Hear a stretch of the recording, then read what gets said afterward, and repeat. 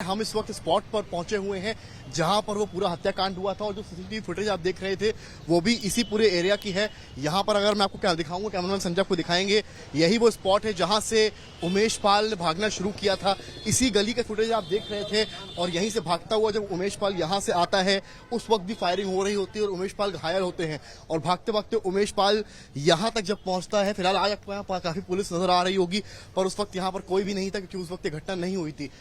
उमेश पाल जब मदद के लिए इस घर की ओर एंट्री करने की कोशिश करता है, दरवाजा जरूर खुलता है पर उमेश पाल को मदद नहीं मिल पाती है। वहीं पीछे से फायरिंग बढ़ जाती है और वहीं पर उमेश पाल की हत्या हो जाती है। बमबाज वहां से हमला करते हैं, गुंडू मुस्लिम का बम चलता है और वो बम के निशान आपको यहां पर भी अर्पिता देखने में, आप अगर देखेंगे जिस तरह से ये दीवार आपको दिख रही है टूट चुकी है पूरी तरीके से। ये 20 दिन बाद का आलम मैं दिखा रहा हूं, प्रहार कितना गहरा हो रहा होगा इसका आप अंदाजा यहां पर लगा सकते हैं। और यहीं पर वो सिपाही राघवेंद्र जिसका मैं जिक्र कर रहा हूं, जो फुटेज में आखिरी में भागता हुआ नजर आ रहा है, उस पर बम से हमला होता है और राघवेंद्र ठीक यहां इस स्पॉट पर आकर गिरता है जहां से इस वक्त हम रिपोर्ट कर रहे हैं। यहां पर सोचिए पीछे की वो गली जहां से भागता हुआ उमेश पाल आता है और फिर राघवेंद्र जो यहां पहुंचता है उस पर हमला होता है और बमबाजी का निशान ये कि सामने जो बम का निशान है फिर राघवेंद्र के कंधे पर वो बम पड़ता है और राघवेंद्र पूरी तरीके से घायल हो जाता है और उसकी हत्या हो जाती है। अब मेरे कैमरामैन पीछे घूमेंगे संजय जी और दिखाएंगे आपको यहां पर ये जो गेट है ये उमेश पाल के घर का गेट है। यानी कि आप समझ लीजिए कि अगर ये गली शायद ना होती तो उमेश पाल बच भी सकते थे अगर ये गेट खुल जाता और उमेश पाल अंदर होते और अंदर से लॉक कर लिया होता। पर क्योंकि शूटर्स ने पहले से इस पूरे इलाके की रेकी कर रखी थी, उनको पता था कि ये गली इस दरमियान पड़ेगी जिसमें शूटर्स के पास बेहद ज्यादा टाइम होगा उमेश पाल से के गाड़ी से उतरने के बाद इस गेट के अंदर जाने तक का। तो आप अंदाजा लगाइए गाड़ी वहां रुकती है, उस गली से होते हुए उमेश पाल जब यहां पर जाते हैं उन्हें 2 से 3-4 मिनट का समय लगना ही लगना है और शायद शूटर्स के लिए वो 2 से 3-4 मिनट का समय बहुत। आप उधर देखेंगे, अगर उस कैमरे से देखिए आप सामने की तरफ, वहां पर गाड़ी रुकी है सामने जहां पर से अभी एक गाड़ी निकली है, वहां गाड़ी रुकती है। उमेश पाल चलते हुए भागते हुए वहां से आते हैं जान बचाते हुए, पर वो इतना भी नहीं, उनके ऊपर इस तरह की फायरिंग और बमबाजी होती है कि वो वहीं पर ढेर हो जाते हैं। सिपाही जिनका कोई कसूर नहीं होता है उनकी भी शहीदी होती है, बम से अटैक होता है और यहां पर वो शहीद हो जाते हैं। और अगर आप चलते हुए यहां पर आते हैं तो ये वो गेट है जो उमेश पाल का घर है और यहां पर अगर आप दिखाऊं मैं आपको तस्वीरें, यहां पर पूरी पुलिस फोर्स आज आपको तैनात दिखेगी। 20वां दिन है, पुलिस के हाथ भले कुछ ना हो पर फिलहाल इस घर को छावनी में तब्दील करके रखा हुआ है और करीब से मैं आपको दिखाऊंगा। यहां पर देखिए लगातार चेयर्स लगी हुई हैं, यही घर है। और ये जिस गेट की मैं बात कर रहा था, अगर उमेश पाल शायद इस गेट के अंदर आ गए होते तो शायद उनकी जान बच गई होती, पर क्योंकि रेकी इस तरह से की गई थी कि उसके बाद ये चीज नहीं हो पाई और उमेश पाल की निर्मम हत्या हो गई। और ये जो दूसरा फुटेज सामने आया है वो इसी पूरे एरिया का है जो हमने आपको अभी यहां से दिखाया है तस्वीरें। उमेश पाल का जो परिवार है वो गमगीन है। कल उनकी मां ने आज तक से खास बातचीत करी है और उन्होंने एक बड़ा बयान दिया है कि खून का बदला खून से।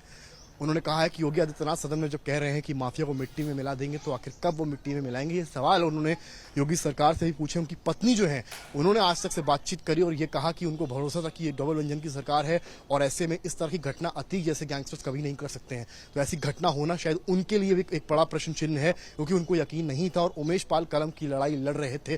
सीसीटीवी फुटेज जो आया है उससे साफ हो रहा है कि रेकी जो है इन गैंगस्टर्स ने पहले ही कर रखी थी। जो एक गली है, आप अगर यहाँ पर आएंगे दोबारा मेरे साथ तो यहाँ पर आपको मैं दिखाऊंगा तस्वीरें, ये वो गेट है जहां पर वो अगर आते तो शायद उनकी जान बच सकती थी। पर शूटर्स को पता था कि इस गेट में पहुंचने तक उमेश पाल को 1 से 2 मिनट का समय लगेगा। पर जो गली है उसकी भूमिका बेहद अहम है। जो आपने बमबाजी की बात करी, जो फायरिंग कर रहा है वो असद है, अतीक अहमद का बेटा, जिसके टारगेट पर उमेश पाल है। तो वहीं जो बमबाज है वो गुड्डू मुस्लिम है जिस पर 5 लाख का इनाम है, जो अभी तक फरार है। उसने बमबाजी करी है जिसमें राघवेंद्र जो गनर है, जो सिपाही रहा सुरक्षा में उमेश पाल की, वो यहां पर आकर ढेर होता है। आपको मैं फिर से तस्वीरें दिखाऊंगा, कैमरामैन संजय आगे आएंगे और दिखाएंगे आपको। ये वो निशान बम के आप देख रहे, जो बम फेंका गया है ना वो बम यहीं पर आकर लगा है। एक तो सिपाही के ऊपर लगा है और कुछ बम के निशान यहां पर भी। आप दीवार को देखकर अंदाजा लगाइए कितना गहरा ये निशान है जो 20 दिन बाद भी है। मैं अगर इसको हल्का सा भी हाथ से पुश कर रहा हूं तो ये दीवार छिटक कर नीचे गिर रही है। तो आप अंदाजा लगा सकते हैं कि कितना गहरा और किस तरह से अटैक किया गया होगा जिस पर। और यहाँ जो घर के दरवाजे बने ये पूरे उमेश पाल के रिश्तेदार हैं और यहीं कहीं छुपने की कोशिश उमेश पाल ने, बचने की कोशिश कहीं ना कहीं इस अटैक से करी थी। पर वो यहां तक पहुंचने में कहीं ना कहीं असमर्थ हुए, क्योंकि शूटर्स को ये चीज पहले से पता थी कि इतना टाइम गाड़ी से उतरने के बाद लगेगा। जब तक गाड़ी में उमेश पाल थे शायद सेफ थे, पर गाड़ी से जहां वो उतरे उसके बाद यहां तक जब नहीं पहुंचे, ये जो गली का पूरा खेल था यहीं पर कहानी हो गई। क्योंकि गोली वहां भी लगी, उमेश पाल गाड़ी से वहां भी गिरे, जो पहले सीसीटीवी फुटेज में नजर आता है, पर वहां उनकी मौत नहीं हुई थी। और उन्होंने असद से हाथापाई भी करी, यानी असद से उन्होंने बचने की, अपनी जान बचाने की पूरी कोशिश भी करी थी, पर वो नहीं बच पाए। हम कोशिश करेंगे, आपको एक बार बाहर का भी रुख दिखाएंगे कि जहां पर एग्जैक्ट स्पॉट था, आपको वो भी दिखाने की कोशिश एक बार करेंगे। आप यहां पर अगर देखते हैं तस्वीरें, तो आपको मैं बाहर लेकर चलता हूं एक बार। यहां से आप जब आते हैं, ये वो दरवाजा है जहां पर वो घुसने का प्रयास कर रहे थे, और इस गली के जरिए अब हम बाहर आ रहे हैं।